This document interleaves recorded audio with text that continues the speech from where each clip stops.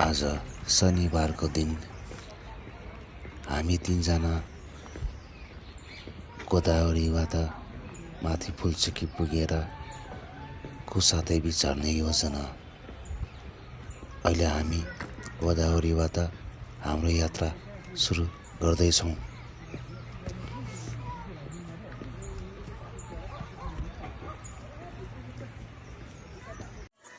यो पनि यस्तो छ नि 9-10 वटा सर्टकट छ। अब छोटो छोटो आउँछ सर्टकट।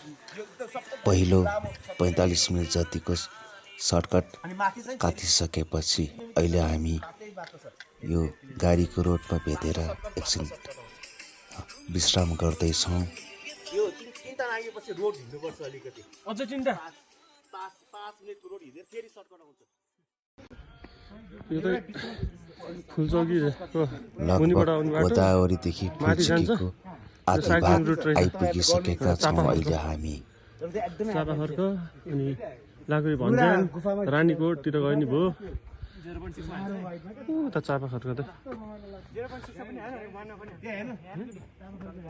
त्यता त्यो कोट डाँडा यो हामी तलको हामी चाहिँ जता नि निक्लिनु मिल्यो। साइक्लिङ ट्र्याकै छ अरे।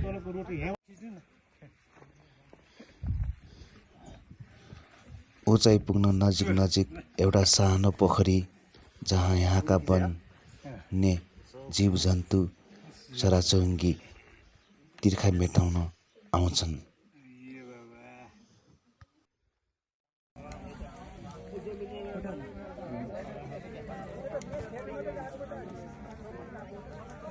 श्री फुलचुकी मन्दिर फुलचुकीको उचाइमा 2700 मिटरमा यस ठाउँमा यहाँ विशेष पूजा पनि हुँदैछन्।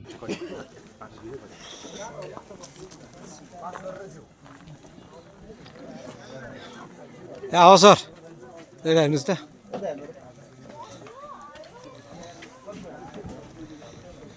जानु अगाडि जानुहोस् जानु अगाडि जानुहोस्।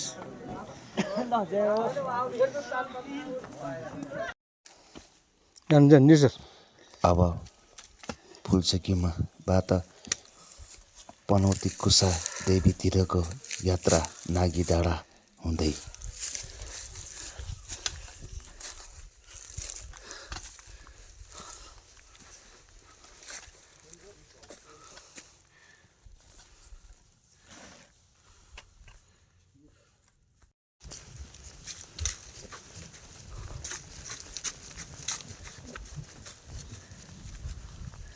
यो चाहिँ पाटेश्वर जानुहुन्छ नि त्यस्तै सुरु हो।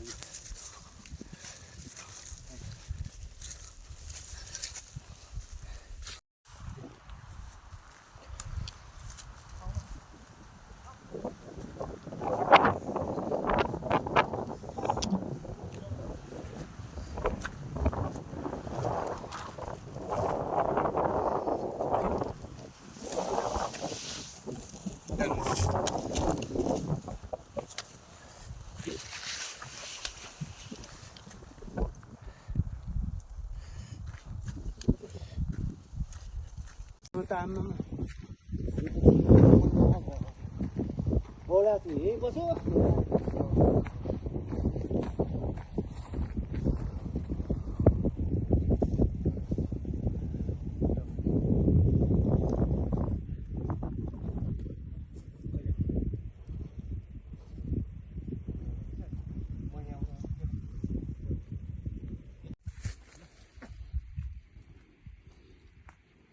Good job.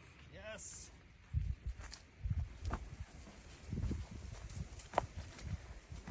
You get the lari grass.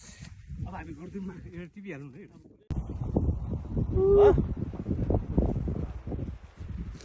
आयो अगाडि नै आउला यो तागी लागिरहेको हेर्नु त्यहाँ। पुग्ने होइन।